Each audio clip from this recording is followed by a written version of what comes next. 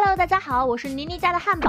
今天继续为大家带来搞笑脑洞美漫《辛普森一家》第12季第15集。镇上新开了一家积木乐园，整间游乐场都是由积木拼接而成。看到电视上的宣传，辛巴立刻就心动了。偏偏兄妹俩兴致缺缺，根本就不想去玩。辛妈看出丈夫的窘境，就说自己也想去。又问小新想不想，这小宝贝没让人失望，看那兴奋劲儿，怕是恨不得现在就冲到乐园。这是实话。就在全家人还在笑着孩子可爱的时候，小新连车都已经发动好了。很好，现在是想不去都不行了。这积木乐园确实把积木贯穿了始终，就连观光车都是由积木组成的，那颠簸程度像是要把脑浆晃出来。园里的工作人员也身穿着积木服，一个不注意就能和同事实现对接。还有那非平面的滑滑梯，也亏得孩子们不挑。抛开乐园里那些比较迷惑的娱乐设施，还是有正常的。辛巴就特别喜欢照积木镜子，我是个机器人，照我说的做；我是个洗衣机，照我说的做。而小新则是和小胖子玩起了积木人大战，只见小胖子一个右勾拳就把小新的头给打掉了。本以为他稳赢了，结果被工作人员给带走了。乐园里的餐点也是切成了积木的模样，倒是让辛巴的进食更加心安理得。火腿堆成的苹果也是苹果嘛。午饭过后，辛巴带着女儿去划船，漂浮在那积木铺成的小河，让辛巴玩性大发，不停冲着辛小妹泼水。这积木堆成的河流可容不得辛巴放肆，见他不听劝阻，工作人员直接走进了小河，倒是把辛巴吓得直接跳了进去，身上还沾满了积木做的蚂蟥，果然够逼真。游玩结束后，兄妹俩都得到了一份纪念品，小新的是一件积木 T 恤，而辛小妹的是一座埃菲尔铁塔。这塔确实还挺精致，就是少了一块。不过俗话说残缺也是美，辛巴倒觉得没什么，难不成还要为此和整个积木世界对抗？辛妈听到他这阴阳怪气就很不爽，说就一块积木，礼品店一定会补上的。辛巴觉得老婆说的在理，于是一个紧急掉头，全家人又到了积木乐园。这时候乐园已经在拆解了，好在那家纪念品店还没有关门，但老板并没有打算补上那块积木。无奈之下，辛巴就想打道回家，然而看到女儿那委屈巴巴的脸，他没办法心安理得做逃兵，只得拿出定制水晶球，让里面的辛巴来替他请求老板。那可怜的小表情让老板松了口，他把缺失的那块积木交给了辛小妹。看着女儿那心满意足的样子，辛巴也是满心欢喜，为小人物挺身而出的感觉真好，我要更经常这样做。话音刚落，就看见前方有警察在殴打别人，辛巴觉得表现的时机到了，踩着油门就冲了上去，可没想到警察是在帮蛇男灭火。辛巴这一搅和，他身上的火苗又窜起来了，但辛巴并不觉得自己有错，我的初衷是好的，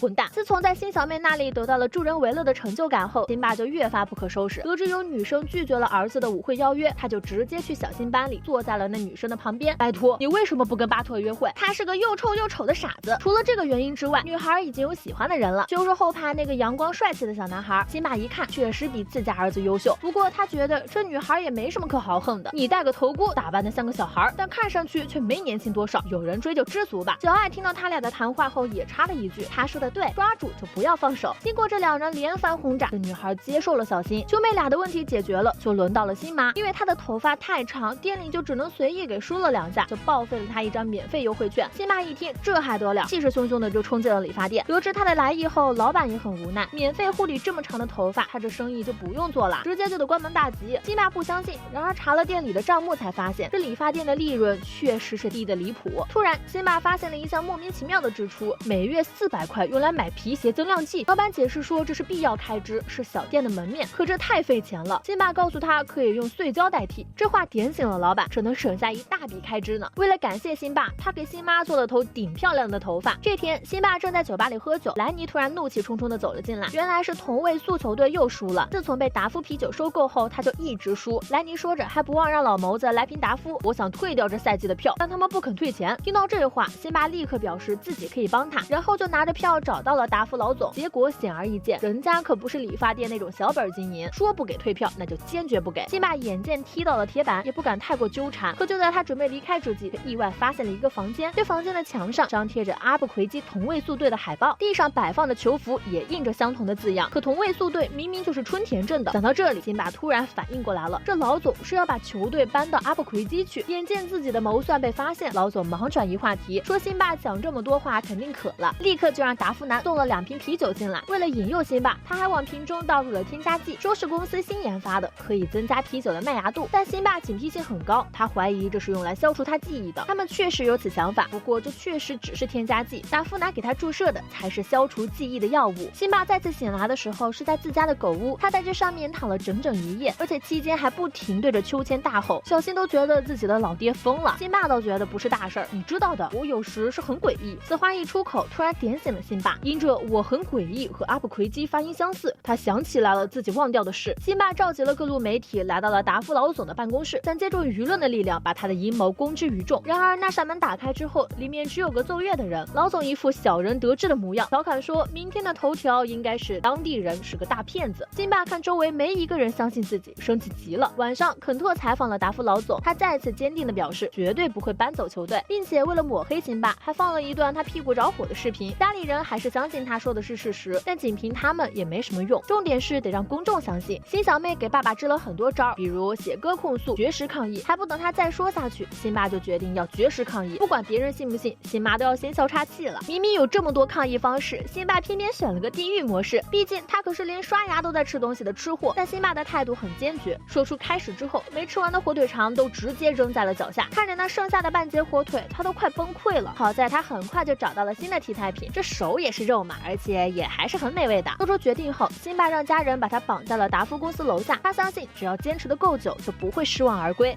怎么说呢？上个这么干的已经成白骨了。只要有球迷经过，辛巴就会把这件事说出来。可人们根本就不相信他口中的话，毕竟他只是个平头老百姓，哪比得上那些呼风唤雨的媒体？但即使如此，辛巴的心还是前所未有的坚定，哪怕是送到嘴边的冰淇淋，他都不舔一口。辛巴的绝食抗议可把其他人给害苦了，全家人胡吃海塞也没能消灭掉辛巴的那份儿。为了赶走饥饿，辛巴在原地跳起了舞，他这边跳边唱的滑稽模样倒是引来了不少围观群众，就连球迷们都被吸引了过去。老总见人们这么喜欢看辛巴，又想到了一条新的致富之路。趁辛巴睡觉的时候，老总命人把他连人带柱子全搬到了棒球场，而且还放在了放烟花的旁边。他的抗议不仅没有赢得民众的心，反倒被老总利用成了赚钱的工具。他的抗议越强烈，人们越愿意前来看球赛。辛巴渐渐意识到自己的绝食根本毫无意义。这时，观众席上贩卖起了零食、热狗、肉块、苹果酱，还有北京烤鸭。所有人都沉浸在这片美食的海洋，那咀嚼食物的声音都要把辛巴给逼疯了。1周过后，辛巴已经无法动弹了。辛巴找到达夫老总，质问他为什么非要置辛巴于死地。老总当然不可能直说是为了钱，就安抚辛巴说辛巴并没有受到任何伤害。接着就让人打开了洒水器，让辛巴翻了个身儿。第9天了，辛巴的抗议依然没有任何效果。这时他发现前面有几根糖果条，正准备伸手去捡时，突然被人阻止了。这人是凯撒查维斯，他来劝辛巴不要放弃。远处老总看着辛巴已经开始自言自语，再加上他身上的气味也给球手造成了阻碍，于是他终于决定放过这可怜的反抗者。他们找了个新的吉祥物取代了他的地位。经过球场的时候，主持人采访了辛巴，为了击垮他心里的最后一层防线，他们给他准备了同位素豪华热狗。如此用料丰富的热狗，对于一个饥饿的人来说，实在是难以抵挡。然而仔细观看了上面的配料后，辛巴发现了不寻常，这些都是西南部的原料，也就是阿布奎基的流行口味。再看热狗的包装，正写着阿布奎基同位素队。如今真相大白，人们全都开始谴责达夫公司。达夫男本想把这煽动人心的家伙丢出去，不想反被辛巴给劝住了。人生中哪怕有一次，你应该为了人民挺身而出。达夫男犹豫片刻，把这主持人给扔出了球场。现在辛巴终于可以无所顾忌的吃了。在观众们的呼声下，他把热狗送入了口中。真相从来没有这么美味过。辛巴沿着球场边跑边吃，天上烟花绚丽开放，真相的甜美传递到了小镇的各个地方，当然也落入了幕后黑手的眼里。眼见着春田镇的人民如此有活力，这位阿布奎基的市长决定去谋取别地的棒球队，看看达拉斯要不要牛仔队。那是橄榄球队，先生，我让他们打什么球，他们就得打什么球，因为我是阿布奎基的市长。这场民意与资本的对抗虽然途中经历了许多艰辛，但结果是好的。同时，辛巴的抗议也展示了发声的重要性。试想一下，若是没有辛巴的坚持和挺身而出，或许春田镇在不知不觉间就丢失了自己的球队。这场抗议放在现在，或许也很有借鉴意义。少数手握真相的人被居心叵测的势力蓄意抹黑，铺天盖地的营销把人心玩弄于股掌之间。结果就是炮制的故事被广为传扬，而事情的本身却早已被深深掩埋深藏。人们在享受着轻易获得新闻的同时，或许也在慢慢丧失着对内容应有的质疑。本期视频就到这里了，喜欢的小伙伴们别忘了点赞、评论、加关注，咱们下期再见，拜拜。